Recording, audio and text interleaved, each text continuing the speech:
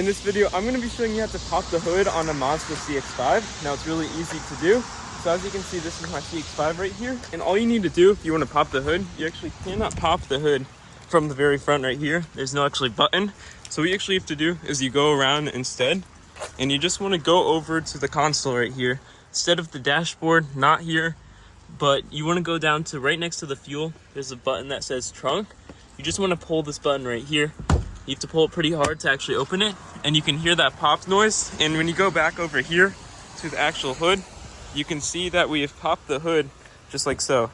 And you might need to push it a little bit harder, but that is how you pop the hood. You can see it's open right here. I recommend pushing it a second time, and yeah, that will open up your hood like so. You might need two people to do this. One person to just hold this, and then the other person to pull the hood.